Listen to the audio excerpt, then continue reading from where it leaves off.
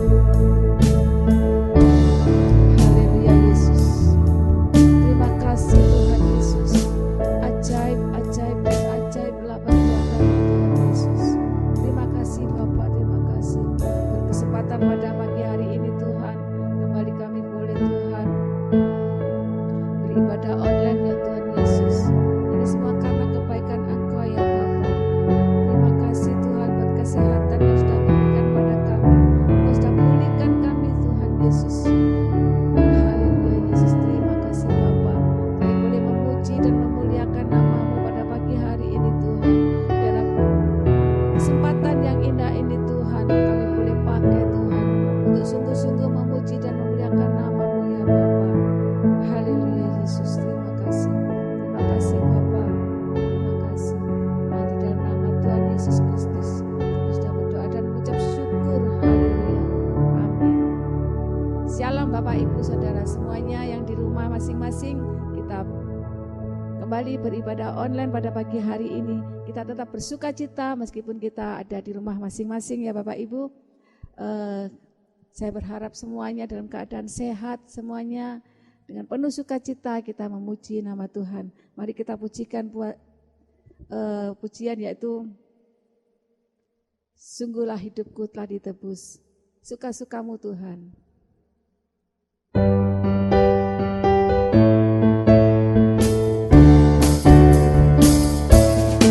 Sungguhlah hidupku telah ditebus oleh kuasa darah yang kudus. Sekarang hidupku bukan milikku lagi. Apapun yang Tuhan mau lakukan, apapun yang Tuhan mau inginkan, asalkan Tuhan ku senang, semua ku relakan, namanya dimuliakan. Suka-sukamu Tuhan, suka-sukamu Tuhan, suka-sukamu Tuhan, suka-sukamu Tuhan, suka-sukamu Tuhan,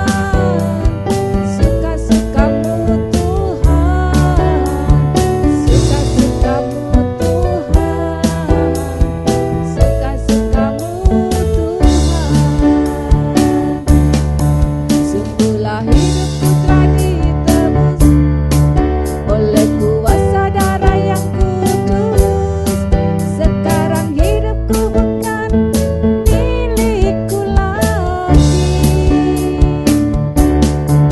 Apapun yang Tuhan mau lakukan, apapun yang Tuhan mau inginkan, asalkan Tuhan ku senang, semua ku relakan, namanya dimuliakan.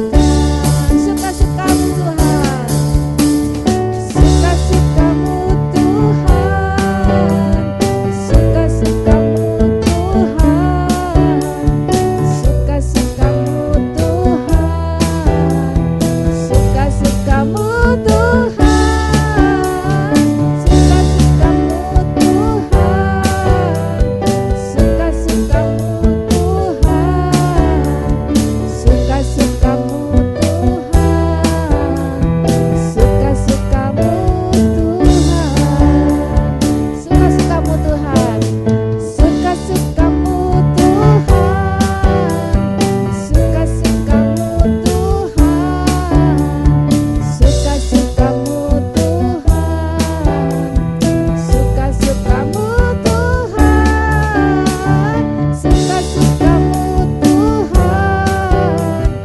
suka-sukamu Tuhan, suka-sukamu Tuhan, suka-sukamu Tuhan, suka-sukamu Tuhan,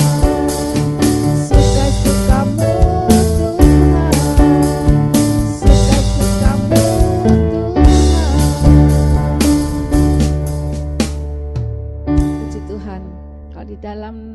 Kristus, biarlah Tuhan sendiri yang mengatur setiap segi hidup kita masing-masing.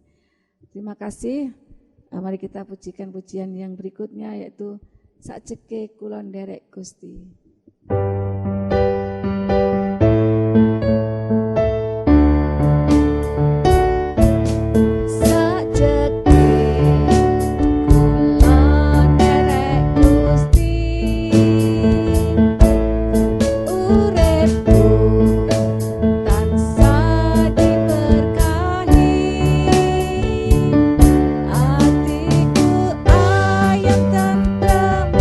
Atiku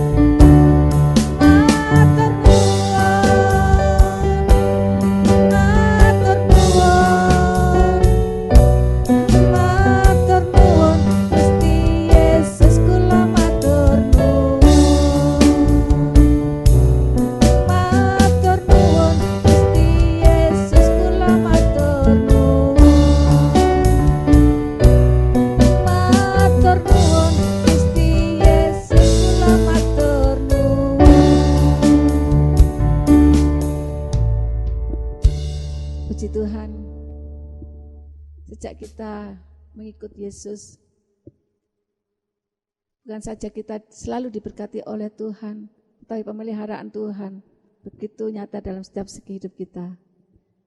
Saya yakin, percaya, karena beberapa hari yang lalu Tuhan sudah menyembuhkan sakit penyakit dari saya dan suami saya.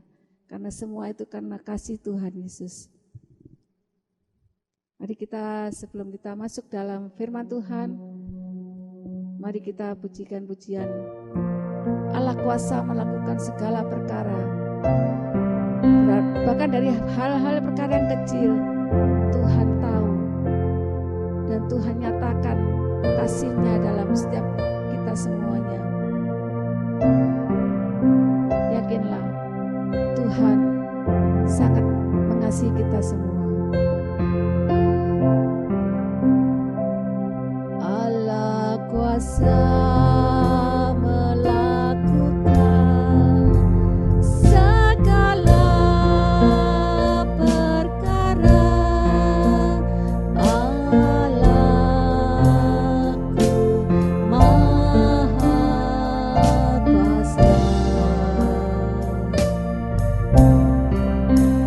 ciptakan seisi dunia, atur segala masa.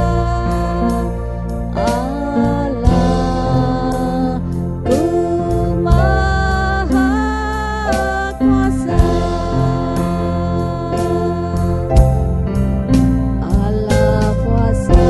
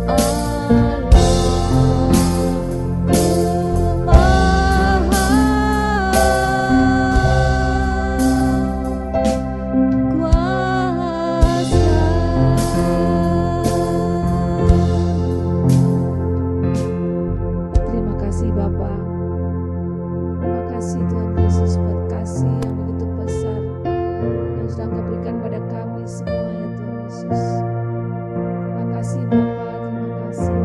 Biarlah puji-pujian yang kami naikkan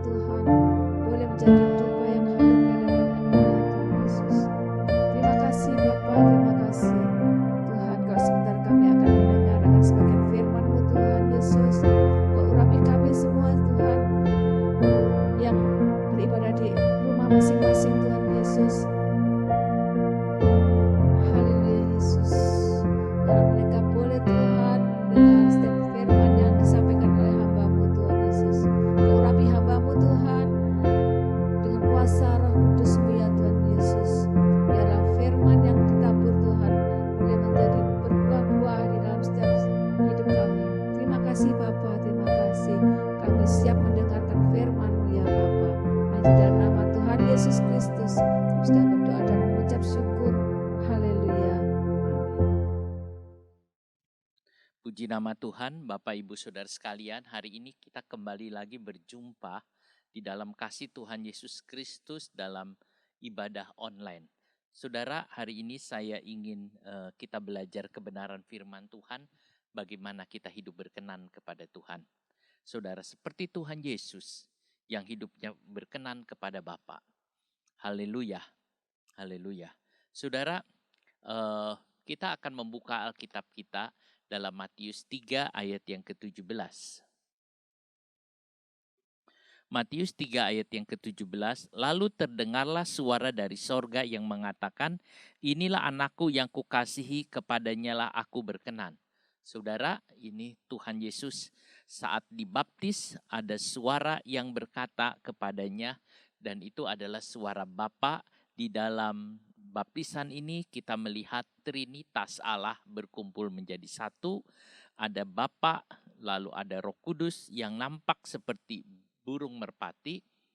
Lalu Bapa berkata, inilah anakku yang kukasihi, kepadanya lah aku berkenan.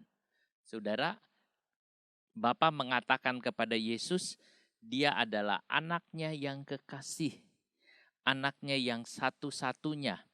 Terjemahan Inggris mengatakan, this is my beloved son, anak yang kekasih, yang menyenangkan hati Bapa, saudara. Nah, mengapa Bapa berkenan kepada Yesus saat Yesus sebagai putra manusia, sebagai anak manusia? Saudaraku, sejak Tuhan Yesus mengatakan bahwa ia bersedia melakukan kehendak Bapa, maka Bapa berkenan kepadanya. Dan memang Yesus selalu melakukan kehendak Bapa. Ibrani 10 ayat 5-9.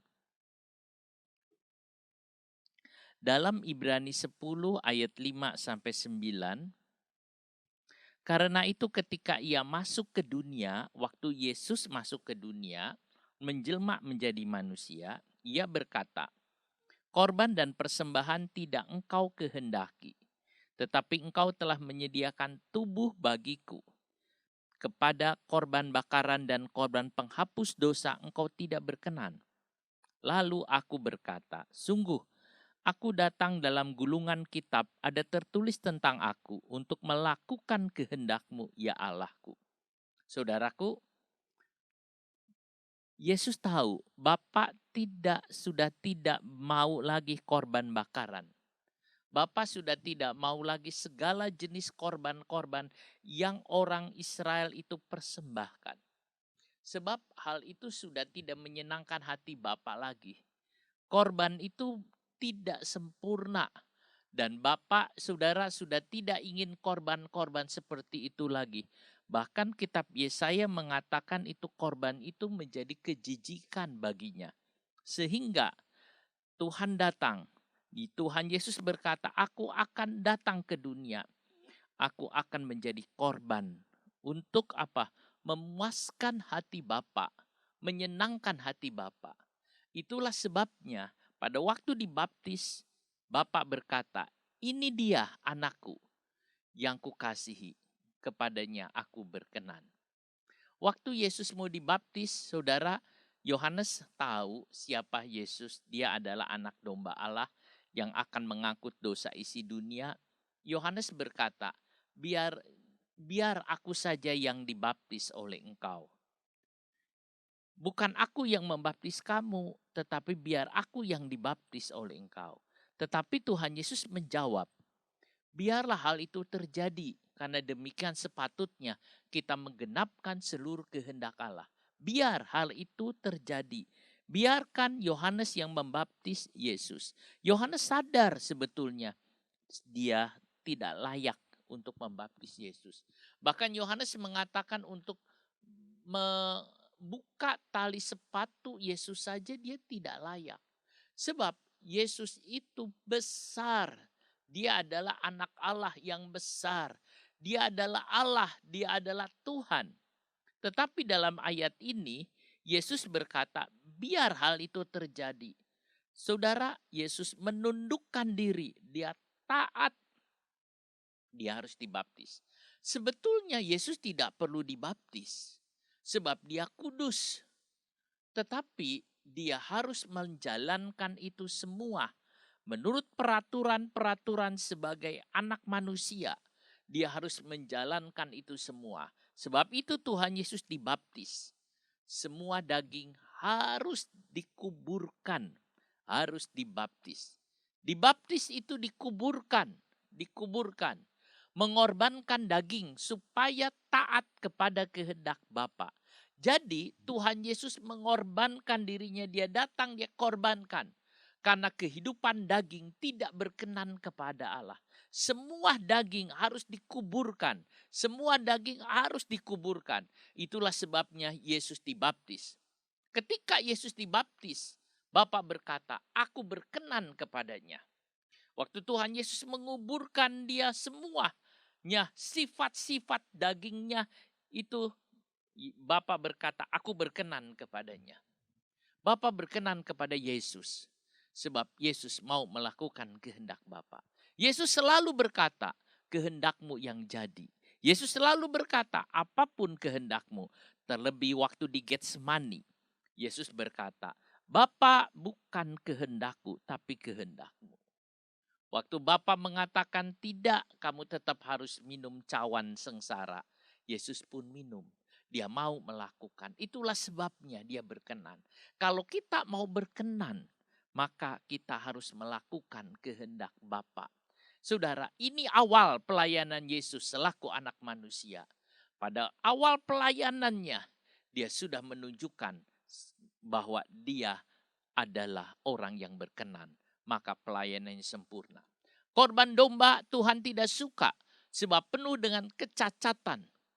Walaupun domba yang dipilih oleh para imam itu domba yang tidak bercacat celah. Tapi di pemandangan Tuhan, korban itu penuh dengan cacat. Itulah sebabnya korban itu ada persembahan dilakukan. Mereka tiap kali menyembelih binatang. Tapi Tuhan sudah bosan dengan hal itu.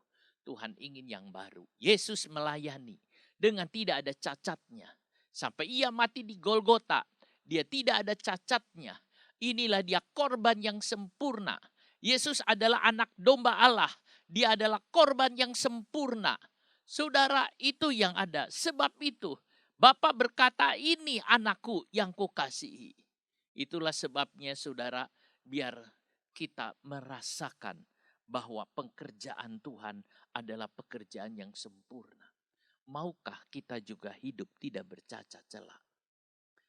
2 kali Bapa berkata kepada Yesus sebagai inilah anakku yang kekasih. Yang kedua ada di Matius pasal yang ke-17 ayatnya yang ke-5. Dan tiba-tiba sedang ia berkata, kata turunlah awan yang terang menaungi mereka. Dan dari dalam awan itu terdengar suara yang berkata, inilah anak yang kukasihi, kepadanya lah aku berkenan, dengarkanlah dia. Waktu itu saudara, Tuhan Yesus dengan Yakobus, Yohanes dan Petrus naik ke sebuah bukit yang tinggi. Di situ mereka berdoa. Pada waktu sedang berdoa, Yesus berubah rupa di depan mereka. Wajahnya bercahaya seperti matahari dan pakaiannya menjadi putih bersinar seperti terang. Petrus melihat hal itu. Tiba-tiba di situ Tuhan berkata, Bapa berkata, inilah anakku yang kukasih. Petrus saksinya. Petrus dengar hal itu. Sebab di dalam surat 2 Petrus, Petrus menyinggung hal itu. Bahwa betul waktu itu terjadi. Bagaimana Yesus berubah, bersinar. Dia mengatakan bahwa Yesus itu berubah.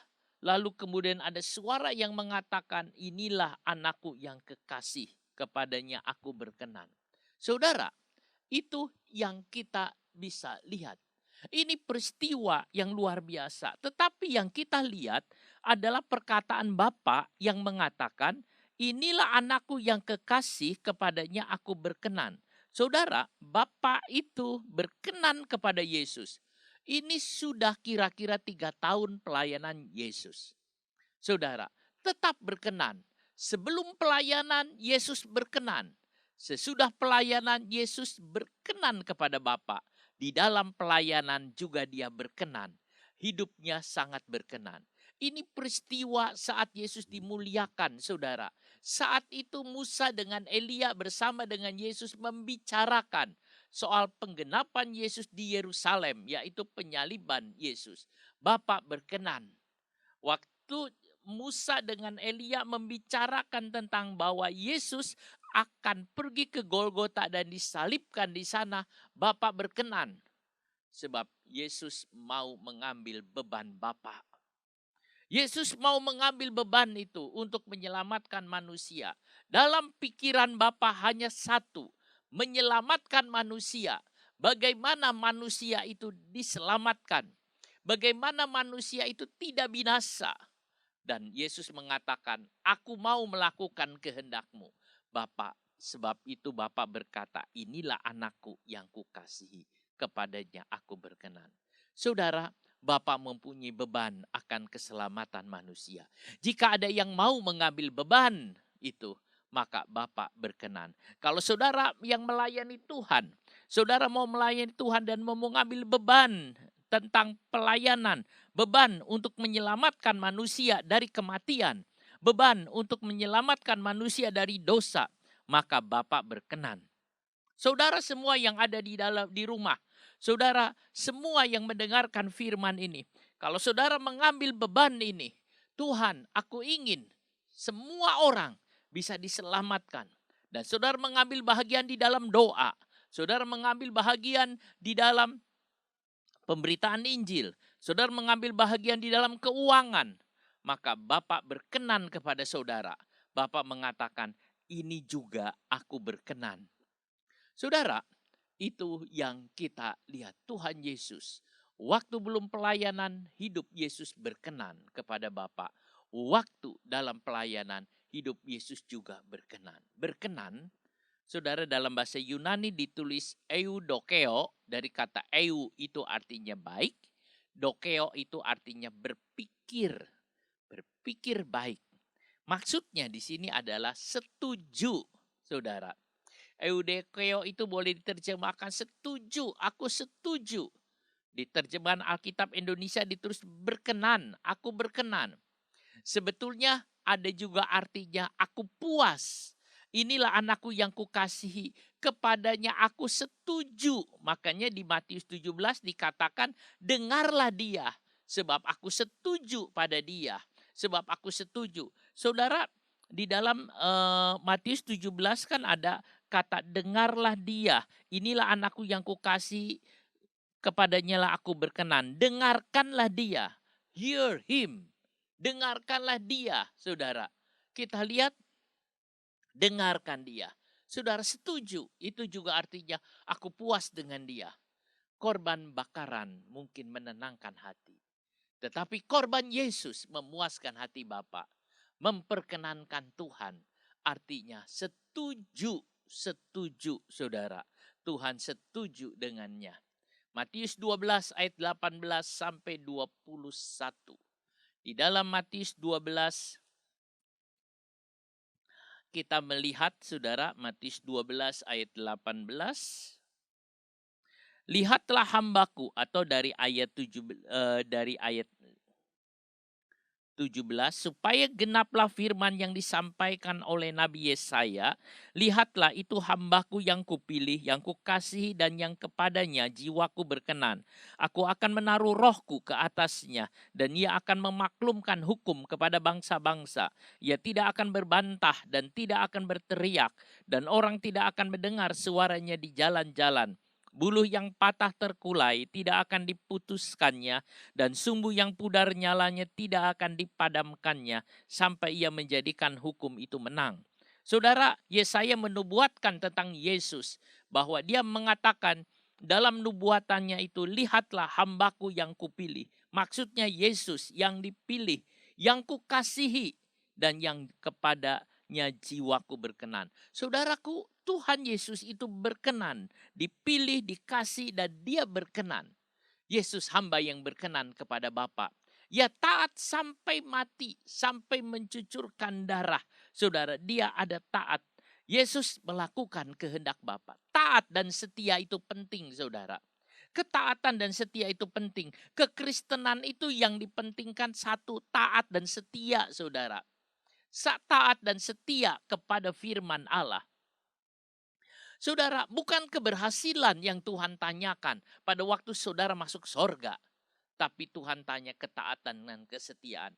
Belakangan ini saudara, banyak orang-orang yang dipanggil oleh Tuhan.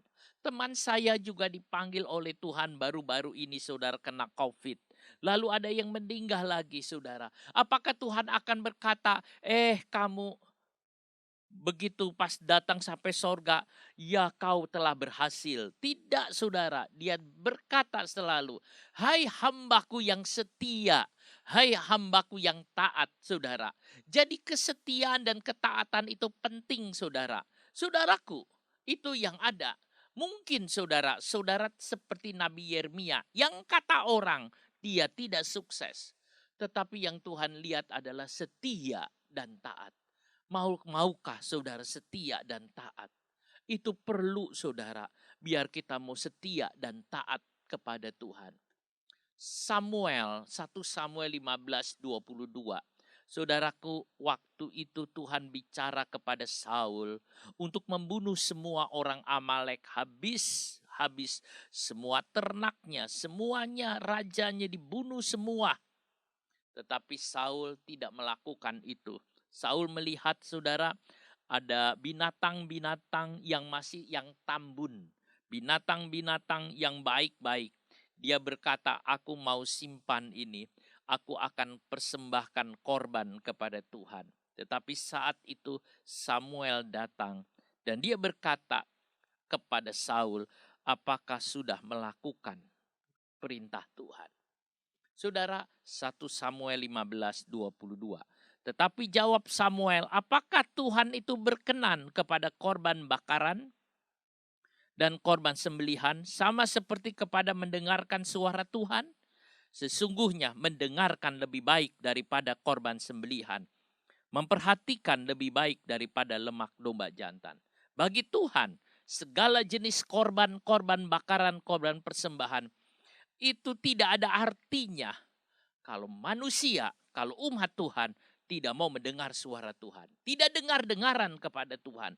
Itu tidak ada artinya kalau manusia tidak mau taat kepada Tuhan. Nomor satu di hadapan Tuhan adalah taat, bukan korban, bukan persembahan, bukan aktivitas, bukan segala perbuatan yang lain. Tetapi buat Tuhan satu adalah taat, taat, taat, dan setia. Saudaraku, Samuel mengatakan, sesungguhnya mendengar. Terjemahan bahasa Inggris, behold, to obey is better than sacrifice. Lihatlah, taat itu lebih baik daripada korban. Saudara, biar kita mau mengerti hal ini, taat. Tuhan Yesus taat. Rasul-rasul taat, semua taat. Karena tidak dengar-dengaran maka Tuhan menyingkirkan Saul dari jabatan raja. Karena ditinggalkan Allah, maka roh jahat masuk ke dalamnya. Saudara, kalau orang tidak taat kepada Tuhan, itu berbahaya. Saudara, tidak ada kata di tengah-tengah. Yang ada adalah kalau tidak taat kepada Tuhan, maka roh jahat akan menguasainya. Kalau kita taat kepada Tuhan, maka kita ada di dalam jalan Tuhan. Mari saudaraku, kita mau taat kepada Tuhan. Taat habis-habisan karena dia adalah yang benar. 2 Timotius 2 ayat yang keempat. Seorang prajurit yang sedang berjuang tidak memusingkan dirinya dengan soal-soal penghidupannya. Supaya dengan demikian ia berkenan kepada komandannya. Saudara, seorang prajurit yang sedang berjuang. Kalau saudara lihat para prajurit yang sedang berjuang, mereka ada di medan perang. Mereka tidak pusing dengan soal-soal penghidupannya. Mereka tidak memikirkan soal makan. Mereka tidak akan memikirkan apa-apa yang ada, saudara. Mereka hanya memikirkan bagaimana berkenan kepada komandannya. Bagaimana dia itu dianggap oleh komandannya, saudara. Yang lain dianggap tidak penting, saudara. Tidak terlalu penting. Walaupun makan minum itu penting, tapi dianggap tidak terlalu penting. Lebih penting berkenan kepada komandannya, saudara. Karena itu yang ada. Semua berkenan kepada komandannya. Demikian juga kita. Komandan kita adalah Yesus Kristus. Dia adalah pemimpin peperangan itu, saudara. Sebab itu kita berkenan kepada dia. Kita tidak memikirkan banyak hal, saudara. Kita hanya memikirkan bagaimana hidup berkenan. Bagaimana berkenan kepada Tuhan. Kita turut apa kata komandannya. Sebab komandan itu, saudara, dia yang atur semuanya. Saudara, tanpa ada komandan, kalau semua masing-masing jalan sendiri, maka semua akan rusak dan kacau. Prajurit yang berjalan menurut kemauannya sendiri, prajurit itu akan menyebabkan kekalahan di dalam peperangan. Prajurit yang berjalan sekehendak hatinya sendiri, dia akan menghancurkan semuanya. Sebab itu komandan akan mengeluarkan dia dari barisan kalau memangnya mengacaukan, saudara. Semua prajurit ada di dalam barisan yang sudah disiapkan, barisan yang sudah ditentukan, barisan yang dia harus jalan. Dan kita berjalan dalam barisan itu dengan rapi. Saudaraku, itu yang ada. Kita adalah prajurit-prajurit Tuhan. Kita ada di medan peperangan ini. Dunia adalah medan peperangan kita. Dan musuh kita adalah iblis. Musuh kita adalah dunia. Musuh kita adalah daging. Itulah sebabnya kita ada peperangan. Dan saudaraku, kita akan menang bersama dengan komandan kita. Karena komandan kita akan membawa kita kepada kemenangan-kemenangan. Sebab dia adalah pemenang. Ibrani 10:38. Tetapi orangku yang benar akan hidup oleh iman. Dan apabila ia mengundurkan diri, maka aku tidak berkenan kepadanya. Saudara, kita jalan dengan iman. Kita melangkah dengan iman. Orang umat Tuhan, orang benar akan hidup oleh iman. Kalau orang benar itu undur dari jalan Tuhan, maka Tuhan tidak berkenan kepadanya. Sebab itu jangan undur. Ada orang-orang yang mundur. Ada orang yang mengatakan, ya sudah, saudara, Tuhan tidak berkenan. Kita jangan berkata seperti itu. Kita mau selalu berkata, Tuhan aku mau. Aku mau jalan. Aku mau ikut Tuhan. Aku mau tetap jalan dengan iman. Maka Tuhan akan berkenan. Saudaraku, semua orang benar itu jalan dengan iman. Apa artinya berjalan dengan iman? Berjalan dengan iman artinya berjalan dengan percaya bahwa Allah adalah Tuhan, pemimpin kita. Bahwa dia yang akan membawa kita kepada keselamatan, hidup kekal. Tanpa iman, saudara, Tuhan tidak berkenan. Ibrani 11 ayat yang ke-6 mengatakan, tanpa iman tidak berkenan, saudara. Orang yang menghampiri Tuhan harus punya iman. Saudaraku, Ibrani 11 ayatnya yang ke-6. Tetapi tanpa iman tidak mungkin orang berkenan kepada Allah. Sebab barang siapa berpaling kepada Allah, ia harus percaya bahwa Allah ada dan bahwa Allah memberi upah kepada orang yang sungguh-sungguh mencari dia. Allah memberi upah kepada orang yang sungguh-sungguh mencari dia. Saudara, orang yang menghampiri Allah, orang yang datang kepada Allah, dia harus punya iman. Tanpa iman tidak mungkin orang berkenan kepada Allah. Saudaraku, tanpa iman, jika menarik diri, maka Tuhan tidak berkenan. Biar saudara hidup ada di dalam Tuhan. Terus jalan bersama dengan Tuhan. Dan hidup berkenan kepada Tuhan. Mazmur 37 ayat 23. Tuhan menetapkan langkah-langkah orang yang hidupnya berkenan kepadanya. Bukankah kata-kata ini indah, saudara? Bahwa langkah-langkah orang yang berkenan kepada Tuhan, Tuhan yang atur. Tuhan yang buat, saudara. Ada nyanyian mengatakan tiap langkahku diatur oleh Tuhan. Saudara, itu nyanyian itu mengatakan tiap langkahku diatur oleh Tuhan. Siapa, saudara, yang diatur oleh Tuhan? Langkah siapa yang diatur oleh Tuhan? langkah orang yang berkenan kepadanya. Saudara, setiap langkahnya itu yang diatur oleh Tuhan, ditoto oleh Tuhan. Dan Tuhan senang melihat langkah orang benar. Tuhan senang melihat langkah saudara. Kalau saudara dengan saya hidup benar, maka Tuhan senang melihat langkah-langkah saudara. Kita bisa menunggu, kita bisa berhenti, kita bisa berjalan. Semua diatur oleh Tuhan. Saudara, langkah-langkah kita. Kadang-kadang langkah kita cepat, kadang-kadang langkah kita lambat. Kadang-kadang Tuhan berkata, tunggu, berhenti. Saudara, nah kadang-kadang kita juga jalan. Itu diatur oleh Tuhan. Waktu saya menyelidiki kitab Yosua, saya melihat bagaimana orang Israel diatur langkahnya oleh Tuhan. Tuhan berkata kepada Yosua, berangkat. Lalu mereka berangkat. Lalu Tuhan bicara kepada imam-imam, angkat tabut perjanjian. Lalu mereka angkat tabut itu. Ayo jalan, mereka jalan. Nginjak sungai Yordan diinjak. Sungai Yordan itu terbuka, saudara. Lalu kemudian sampai mereka di seberang di Gilgal, Tuhan bilang berhenti. Lalu mereka berhenti, saudara. Istirahat 2 minggu, lalu mereka istirahat 2 minggu. Oh saudara, mereka jalan diatur oleh Tuhan. Betul, itulah orang yang berkenan. Kalau hidup saudara dengan saya berkenan kepada Tuhan, saudara punya langkah-langkah itu diatur oleh Tuhan. Saudara sekolah diatur oleh Tuhan. Saudara bekerja langkahnya diatur oleh Tuhan. Semua diatur Tuhan. Kalau Tuhan yang ngatur itu sudah untung pasti menang. Sebab Tuhan itu punya strategi. Saudara, waktu melihat kitab Yosua, saudaraku, bagaimana saudara saya melihat Yosua itu berkemah di Gilgal, padahal kira-kira 2 mil lagi saudara Yeriko. Mereka suruh tunggu di sana, lalu mereka ada di sana saudara. Oh saudaraku, belum boleh perang, belum boleh menyerang. Suruh tunggu dulu. Saya pikir Tuhan itu punya cara. Bagi orang-orang mengatakan saat itu Yeriko, penduduk Yeriko lagi ketakutan. Ini waktunya kita menyerang. Saat orang ketakutan, itulah saatnya kita habiskan dia. Tetapi Tuhan bilang, oh tidak. Strategi Tuhan lebih hebat dari strategi manusia. Oh saudaraku, itu yang ada. Sebab itu langkah kita diatur. Maukah saudara langkah sudah diatur oleh Tuhan? Maukah langkah sudah diatur oleh Tuhan? Kalau saudara mau langkah sudah diatur oleh Tuhan, hiduplah berkenan kepada Dia.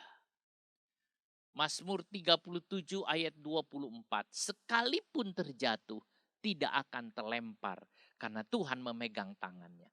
Orang yang berkenan kepada Tuhan, walaupun dia jatuh, dia tidak akan terlempar. Dia tidak akan tergeletak katanya. Karena Tuhan memegang tangannya. Tidak akan dibiarkan tergeletak. Mungkin dia jatuh atau mungkin habis-habisan seperti Ayub. Ayub itu seperti dilucuti habis-habisan.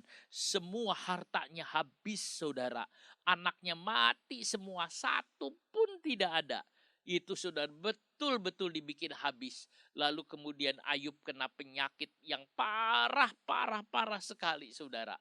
Dan itu betul-betul dilucuti seperti itu. Tetapi Tuhan tidak membiarkan Ayub tergeletak. Ada waktunya tangan Tuhan mengangkatnya lagi. Oh saudara, atau seperti Yusuf yang dimasukkan dalam penjara. Tidak ada vonis penjara buat Yusuf berapa tahun. Tidak ada kata-kata engkau Yusuf akan dipenjara 1 tahun, 10 tahun. Tidak ada saudara. Yusuf dimasukkan di dalam penjara dengan tidak ada vonis berapa tahun dia harus dihukum saudara. Kira-kira kalau seperti itu artinya dibuang, dilupakan saudara. Udah tidak dianggap. Oh saudara, semua melupakan. Potifar melupakan. Dia buang di Yusuf. Sudah tidak dianggap lagi. Tetapi Tuhan tidak melupakan Yusuf. Semua melupakan Yusuf. Tapi Tuhan tidak melupakan Yusuf. Di penjara Tuhan memberkati Yusuf. Dan akhirnya Tuhan angkat Yusuf. Bukankah itu luar biasa? Jalan orang yang berkenan kepada Tuhan itu tidak akan tergeletak dan mati. Kalau saudara berkenan kepada Tuhan, tidak peduli usaha saudara lagi susah, tidak peduli usaha saudara lagi bangkrut, tidak peduli usaha saudara lagi ngalamin kolaps atau apapun saudara. Kalau hidup berkenan kepada Tuhan, Tuhan akan pegang, Tuhan akan angkat. Oh saudara, seperti Yunus juga yang dilempar dalam kegelapan. Yunus dimakan oleh ikan, saudara. Dan peristiwa ini mungkin cuma kita lihat dalam Alkitab, ada satu itu Yunus yang dimasukkan ke dalam ikan, perut ikan, saudara. Yang tidak tahu dia ngalamin seperti apa di dalam perut ikan itu. Tetapi saudara, Tuhan tidak membiarkan. Dan Yunus itu dilemparkan dari mulut ikan. Dilempar dari kegelapan. Sampai Yunus mengatakan, aku sudah masuk ke dalam Hades. Dianggap perut perut ikan itu seperti Hades, yaitu alam kubur. Dia dilemparkan dari Hades. Saudara, Tuhan tidak akan membiarkan. Kalau hidup kita berkenan, langkah-langkah kita Tuhan pimpin. Hidup kita itu akan diperkenan. Tuhan tidak akan membiarkannya mati di tempat itu. Sebab Tuhan akan angkat lagi. Saudara tahu Big Ben di London? Saudara, di London ada satu jam besar, saudara. Ini jam ini menara atau tower, saudara. Itu menara yang besar sekali, saudara. Menara Westminster di Inggris, di London, saudara. Ini menara yang terkenal. Saudara, itu setiap kali bunyi di situ ada lagu, saudara, irama lagu. Lagu itu lagu yang baik, diambil dari tulis atau dari lagu yang diciptakan oleh komposer saudara Handel dengan lagu Messiah, saudara. I know that my Redeemer, saudara. Itu yang ada, saudara, lagunya. Lagunya itu baik, lagunya itu indah. Lagu ini diciptakan oleh Handel, mengambil ayat dari Mazmur 37. Tuhan menetapkan langkah-langkah orang. Tuhan menetapkan langkah-langkah orang. Seolah-olah kalau bunyi itu, saudara, lonceng dari Big Ben ini, saudara, bunyi dang, saudara. Lalu kemudian ada musik, dia mengatakan, tiap langkahku diatur oleh Tuhan. Tiap langkahku diatur oleh Tuhan. Tuhan yang mengatur. Kalau saudara punya jam, saudara, jam itu berbunyi, tiap langkahku diatur oleh Tuhan. Artinya tiap detik aku diatur oleh Tuhan. Tiap detik, tiap menit langkahku diatur oleh Tuhan. Saudara, maka saudara adalah orang yang indah, hidup saudara berkenan. Jangan sampai hidup kita tidak diatur oleh Tuhan. Biar kita mau diatur oleh Tuhan. Tuhan mengatur langkah kita. Langkahku diatur oleh Tuhan. Saudara, indah Tuhan punya. Seorang menulis lagu, saudara, yaitu Pendeta Awon Datu. Dia berkata, indah rencanamu Tuhan di dalam hidupku. Itu artinya, saudara, tiap langkahku diatur oleh Tuhan. Tuhan tidak akan membiarkan orang benarnya dibiarkan binasa. Ia akan bangun. Tuhan peduli akan hidup kita. Tuhan peduli. Saudara, tidak heran Petrus mengatakan, lemparkanlah segala kekhawatiranmu kepadanya karena dia akan memperdulikan kamu. Saudara, 1 Petrus 5:7 dikatakan lemparkanlah. Dalam terjemahan ATB dikatakan 1 Petrus 5 ayatnya yang ke-7. Serahkanlah segala kekhawatiranmu kepadanya sebab ia yang memelihara kamu. Terjemahan Yunani sebenarnya lemparkanlah. Balo, lemparkanlah segala kekhawatiranmu kepadanya. Lemparkanlah. Maka dia akan memperdulikan kamu. Saudara, apa yang menjadi kekhawatiran saudara hari ini? Lemparkanlah kepada Tuhan. Serahkan kepada Tuhan, lemparkanlah. Itu seperti Petrus melemparkan jala. Pada waktu Petrus tidak dapat ikan, dia khawatir. Tidak dapat ikan. Bagaimana ini tidak dapat ikan? Seharian dia coba cari ikan, tidak ada. Tetapi Tuhan mengatakan, lemparkanlah kekhawatiranmu. Lemparkanlah. Dia ambil jala kekhawatiran itu. Dia lemparkan, saudara. Dia tarik, dapat ikan yang banyak, saudara. Apa saudara punya rasa khawatir dengan virus pandemi? Apa saudara merasa susah? Lemparkanlah. Teman saya mengatakan, aku takut melihat teman-temannya banyak yang meninggal. Aku takut. Mari saudara lemparkanlah itu kepada Tuhan. Dia ada kekhawatiran itu. Jika seseorang jatuh, akan bangun lagi. Karena kita punya penopang yang teguh. Tuhan penopang. 1 Tesalonika 4 ayat 1. Akhirnya saudara-saudara kami minta dan nasihatkan kamu dalam Tuhan Yesus. Kamu telah mendengar dari kami bagaimana kamu harus hidup supaya berkenan kepada Allah. Hal itu memang telah kamu turuti, tetapi baiklah kamu melakukannya lebih bersungguh-sungguh lagi. Saudara, jemaat di Tesalonika memang sudah taat kepada Tuhan. Dia sudah turut firman Tuhan.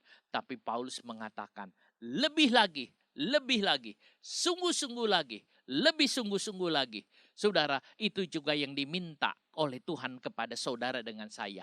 Mari kita sungguh-sungguh lagi, lebih sungguh-sungguh lagi untuk hidup berkenan kepada Dia. Rasul Paulus mendorong agar kita lebih sungguh-sungguh lagi berkenan dan menyenangkan Tuhan. Roma 12 ayat 1.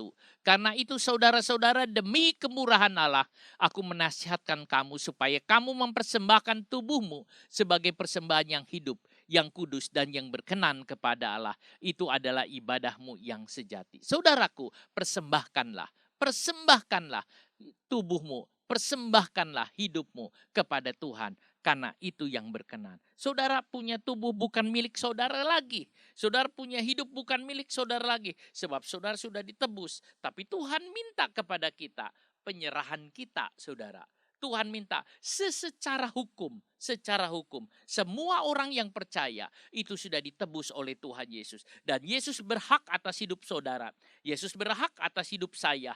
Dan Tuhan ambil saya. Tetapi Tuhan juga meminta kepada kita satu penyerahan dari kita untuk memberikan semuanya kepada Dia, saudara. Walaupun itu milik Yesus, tetapi saudara, Tuhan masih tetap kita rela hati menyerahkan. Persembahkan tubuhmu, berikan itu kepada Tuhan, maka Tuhan akan menguasai hidup saudara. Kalau Tuhan ada, maka Tuhan akan memimpin langkah-langkah saudara berkenan. Roma 8:8. Mereka yang hidup dalam daging tidak mungkin berkenan kepada Allah. Saudara, Paulus mengatakan kalau orang hidup dalam daging tidak mungkin berkenan kepada Allah. Hidup hanya untuk senang-senang saja. Daging itu sifat manusia lama. Daging itu sifat Adam. Daging itu sifat manusia berdosa, saudara. Yang ingin disembah, yang ingin dipuji. Tuhan mengatakan tidak bisa kalau orang tidak mau menyalibkan daging. Orang tidak mau, saudara, atau orang mau hidup dalam daging, maka Tuhan tidak berkenan. Orang yang hidupnya ditentukan oleh manusia yang jatuh dalam dosa tidak akan berkenan kepada Tuhan. Itulah sebabnya orang yang tidak ada iman tidak mungkin berkenan, saudara. Orang yang tidak punya iman tidak mungkin berkenan. Sebab itu saudara, mari saudaraku, biar kita mau mematikan segala keinginan kita dan mempersembahkan hidup kita kepada Allah. 2 Korintus 5 ayat 9. Sebab itu juga kami berusaha, baik kami diam di dalam tubuh ini maupun kami diam di luarnya, supaya kami berkenan kepadanya. Saudara, itu tekad Paulus. Ambisi dari Paulus bahwa dia ingin berkenan kepada Tuhan. Baik dia ada di luar, di dalam tubuh ataupun di luar tubuh. Artinya baik dia hidup ataupun mati, dia mau tetap berkenan kepada Tuhan, saudara. Dia mau berkenan kepada Tuhan. Ini yang Rasul lakukan, yaitu berkenan kepada Tuhan. Dia rela menderita apapun asal berkenan kepada Tuhan. Dia rela kekurangan asal berkenan kepada Tuhan. Dia rela, saudara, mengalami sengsara. Dia rela dianiaya. Dia rela masuk penjara. Dia rela tidak berpakaian. Dia rela tidak makan. Dia rela menderita dan dibelenggu asal Tuhan berkenan. Saudara, apakah saudara mau mempunyai tekad seperti Paulus? Aku rela menderita. Aku rela apapun sengsara asal Tuhan berkenan. Aku rela apapun asal Tuhan berkenan. Saudaraku, biar saudara memperkenankan Tuhan. Ini tekad Paulus yang kuat. Philotimeomai, saudara. Itu artinya keinginan yang sungguh. Dari kata pilo itu artinya kasih sebetulnya, saudara. Tapi ini terjemahkan keinginan yang kuat, ambisi, saudara.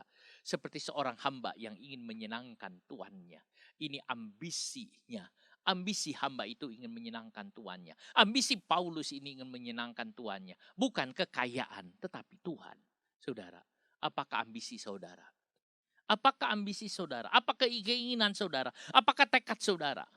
Saya harus katakan, tekad kita semua adalah satu, yaitu menyenangkan hati Tuhan. Tidak ada yang lain. Kita mau menyenangkan hati Tuhan, menyenangkan Tuhan, menyenangkan Tuhan, berkenan kepada Tuhan. Kita katakan saudara, menyenangkanmu, senangkanmu.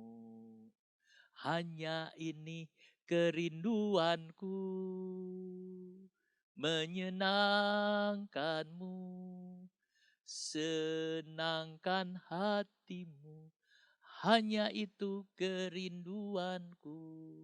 Itu tekadnya dari Paulus. Saudaraku, biar ini menjadi tekad kita semua. Tekad saudara. Galatia 1:10. Jadi bagaimana sekarang? Adakah ku cari kesukaan manusia atau kesukaan Allah? Adakah ku coba berkenan kepada manusia? Sekiranya aku masih mau mencoba berkenan kepada manusia, maka aku bukanlah hamba Kristus. Kalau orang ingin mencoba berkenan kepada manusia, kalau orang ingin memperkenankan manusia, maka dia bukan hamba Yesus. Dia bukan hamba Yesus. Saudara, kita harus menyenangkan hati Tuhan. Kita bukan menyenangkan hati manusia. Kita adalah hamba dari Yesus. Jadi bagaimana sekarang? Adakah aku cari kesukaan manusia atau kesukaan Allah? Kita mencari kesukaan Allah. Saudara, sebab itu kita jangan jadi hamba orang. Tapi kita menjadi hamba Tuhan. Hamba Yesus, saudara. Supaya kita bisa menyenangkan hati Tuhan, saudaraku. Kita bukan hamba dosa. Kita bukan hamba dunia. Apalagi hamba iblis. Tapi kita adalah hamba Tuhan, hamba Yesus Kristus. Kita menyenangkan hatinya Tuhan. Oh saudara, Kolose 1 ayat 10. Sehingga hidupmu layak di hadapannya, serta berkenan kepadanya dalam segala hal. Dan kamu memberi buah dalam segala pekerjaan yang baik, dan bertumbuh dalam pengetahuan yang benar tentang Allah. Saudara, kamu memberi buah dalam pekerjaan yang baik. Hidupmu layak, hidupmu berkenan di hadapan Tuhan. Kalau hidup kita berkenan, maka kita akan menghasilkan buah yang baik. Saudara, pengetahuan yang benar tentang Allah, kita akan menghasilkan buah yang baik. Indah sekali saudara, kalau kita hidup dalam Tuhan. Ibrani 11 ayat yang kelima. Karena iman Henok terangkat supaya ia tidak mengalami kematian dan ia tidak ditemukan Allah karena telah mengangkatnya. Sebab sebelum ia terangkat, ia memperoleh kesaksian bahwa ia berkenan kepada Allah. Siapa Henok saudara? Dia orang yang ikut dengan Tuhan dan tidak mengalami kematian sebab berkenan. Kalau hidup kita berkenan kepada Allah, saudara, langkah kita diatur. Seandainya kita mati pun, saudara, langkah kita diatur oleh Tuhan untuk melangkah masuk dalam kerajaan sorga yang mulia. Seandainya kita tidak mati, saudara, langkah kita dibawa oleh Tuhan. Tuhan mengangkat kita masuk dalam kerajaan sorga tanpa mengalami kematian. Kita akan diangkat oleh Tuhan hidup-hidup.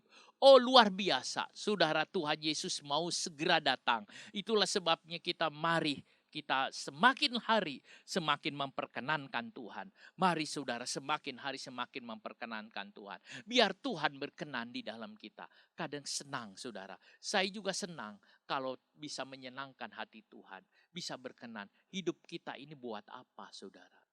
Hidup saya ini buat apa? Hidup saudara buat apa? Kalau bukan untuk menyenangkan Tuhan. Saudara, hidup saudara untuk siapa? Untuk menyenangkan siapa? Untuk menyenangkan manusia kah? Untuk menyenangkan siapa? Kita ingin menyenangkan Allah. Tuhan kita yang mencintai kita. Tuhan kita yang kita sembah. Dia adalah Tuhan, juru selamat kita. Dia adalah Yesus yang mati buat kita semua, saudara. Mari kita mau menyenangkan Tuhan. Saudara, Ibrani 11 ayat yang ke-6, tetapi tanpa iman tidak mungkin orang berkenan kepada Allah. Sebab barang siapa berpaling kepada Allah, ia harus percaya bahwa Allah ada dan bahwa Allah memberi upah kepada orang yang sungguh-sungguh mencari Dia. Mari kita hidup berkenan kepada Tuhan. Saudara, kita akan tenang, kita akan bersuka dalam Tuhan. Kita mengatakan, Tuhan, aku mau hidup menurut kehendak-Mu. Tuhan, aku mau hidup turut kehendak-Mu. Saudara, mari saudaraku, kita akan menyanyikan satu nyanyian. Ku mau hidup seturut kehendak Tuhan. Saudara, saudara semua menyanyi nyanyian ini. Sambil saudara memandang kepada Tuhan.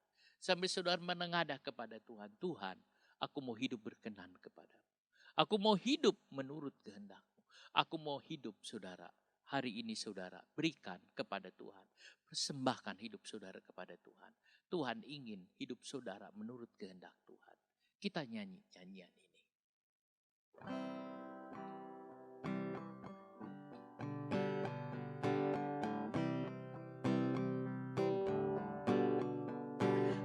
Mau hidup seturut kehendak Tuhan,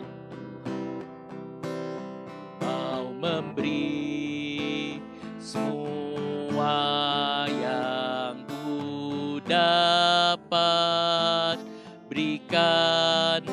Ku mau cinta Dia lebih dari semua. Ku tak dapat membalas kasih-Nya. Sekali lagi katakan,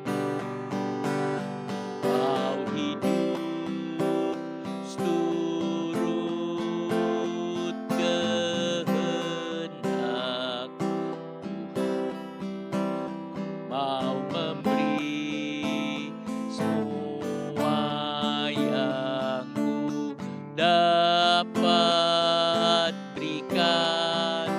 Ku mau cinta Dia lebih dari semua. Ku tak dapat membalas kasih-Nya. Musik saja, biar Epas yang menyanyikan nyanyian ini. Saudara, ini waktu yang baik untuk saudara memberikan hidup saudara pada Tuhan. Kita mau hidup berkenan kepada Dia. Kita mau lebih lagi hidup berkenan kepada Dia. Berkenan terus kepada Dia. Saudara yang mau hidup berkenan kepada Allah, saudara angkat tangan saudara kepada Dia. Katakan kepada Tuhan dalam hati saudara, Tuhan, aku mau berkenan kepadamu. Aku mau hidup berkenan kepadamu Tuhan. Hari ini Tuhan ada dan berkenan. Oh haleluya, haleluya, haleluya. Haleluya, haleluya. Katakan saudara kepada Tuhan. Bicara dalam hati saudara kepada Yesus. Haleluya, haleluya, haleluya, haleluya, haleluya. Haleluya, haleluya, haleluya, haleluya. Oh haleluya, haleluya, haleluya, haleluya. Terima kasih Roh Kudus, terima kasih Tuhan. Oh haleluya, haleluya, haleluya. Di dalam nama Tuhan Yesus Kristus, persembahkan hidupmu kepada Dia. Kita nyanyi nyanyian ini bersama-sama sekali lagi. Mau hidup seturut kehendak Tuhan, mau memberi semua yang ku dapat berikan.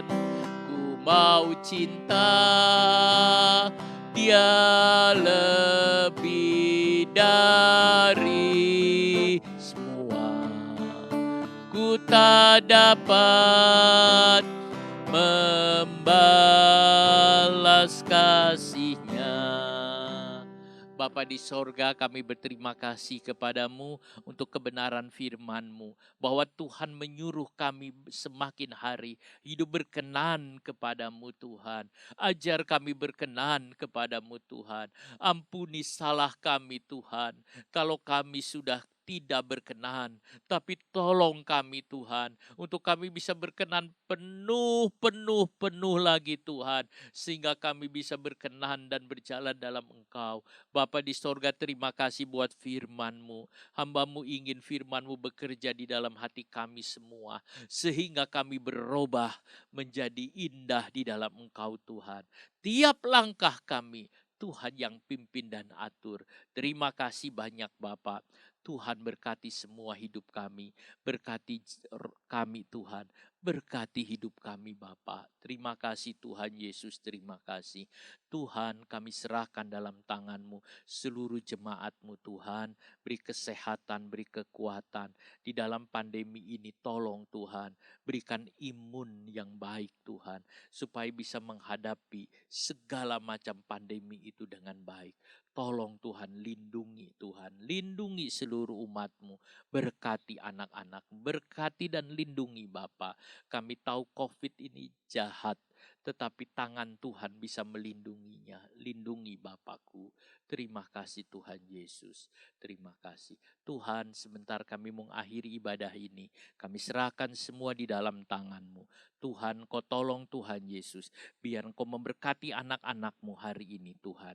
Haleluya, haleluya. Saudaraku yang kekasih, dalam nama Tuhan Yesus Kristus, terimalah berkat kasih karunia dari Tuhan Yesus Kristus, kasih dari Allah Bapa dan persekutuan dalam Roh Kudus menyertai saudara sekalian mulai sekarang sampai selama-lamanya. Demi nama Tuhan Yesus. Amin. Saudara, kita akan menyanyi nyanyian terakhir, Menang Besar di Pihak Kita.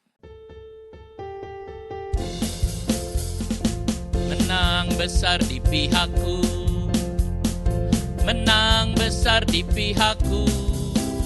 Tuhan perang gantiku, ku berdiam juga. Menang besar di pihakku, menang besar di pihakku, menang besar di pihakku. Tuhan perang gantiku, ku berdiam juga. Menang besar di pihakku, menang besar di pihakku, menang besar di pihakku. Tuhan memberkati saudara sekalian. Selamat hari Minggu. Tuhan memberkati. Amin.